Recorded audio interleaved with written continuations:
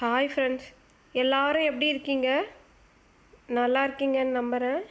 இன்றைக்கி நாம் பக்காவான டேஸ்ட்டில் கத்தரிக்காய் காரக்குழம்பு எப்படி பண்ணுறதுன்னு பார்க்கலாம் வாங்க. இது ரொம்பவே டேஸ்ட்டாக இருக்கும்.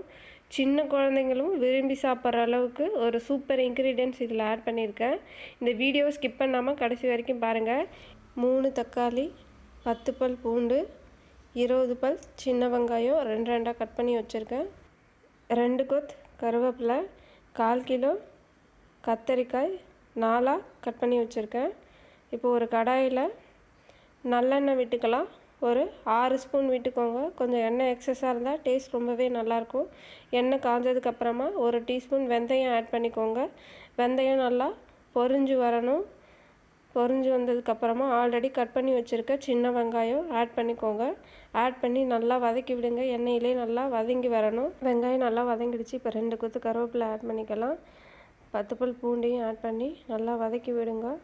3 தக்காளியும் நல்லா சின்னதாக கட் பண்ணி மிக்ஸி ஜாருக்கு மாற்றி நல்லா பேஸ்ட்டாக அரைச்சி கொண்டு வந்துக்கோங்க. இப்போது இந்த ஸ்டேஜில் கத்திரிக்காவை ஆட் பண்ணி நல்லா வதக்கி விடுங்க. கத்திரிக்காய் ஓரளவுக்கு வதங்கிடுச்சு.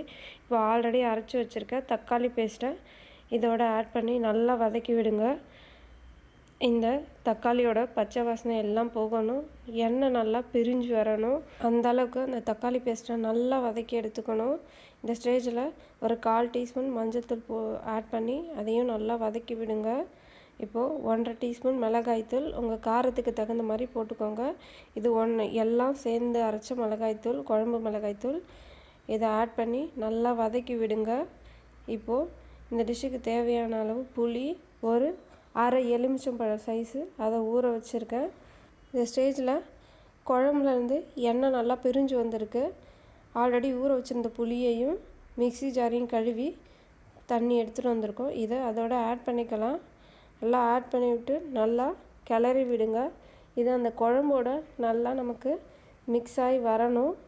இந்த ஸ்டேஜில் குழம்புக்கு தேவையான அளவு உப்பு, நான் கல்லுப்பு ஆட் பண்ணுறேன். கல்லுப்பு ஆட் பண்ணால் ரொம்பவே நல்லது. ஆட் பண்ணி நல்லா குழம்ப கிளறி விடுங்க. அந்த கல்லுப்பு நல்லா கரைஞ்சி அந்த குழம்போட மிக்ஸ் ஆகி வரணும். இந்த ஸ்டேஜில் நாம் ஒரு மூடி போட்டு இந்த குழம்ப ஒரு 5 நிமிஷத்துக்கு நல்லா கொதிக்க விட்டு எடுத்துக்கலாம். அப்போ நல்லா எண்ணெய் நமக்கு பிரிஞ்சு வந்துடும். அது நம்ம ஃபைனல் ஸ்டேஜாக இருக்கும். இப்போது நான் கொதிக்க விட்டு எடுத்துருக்கேன். பார்த்திங்கன்னா உங்களுக்கே தெரியும், எண்ணெய் நல்லா பிரிஞ்சு வந்திருக்கு. இந்த ஸ்டேஜில் நான் ஒரு ஸ்பெஷல் இன்க்ரீடியன்ட்ஸ் இருக்குதுன்னு சொன்னேன் இல்லைங்களா, அதுதான் 1 டீஸ்பூன் நாட்டு சர்க்கரை ஆட் பண்ணி நல்லா கிளறி விடுங்க.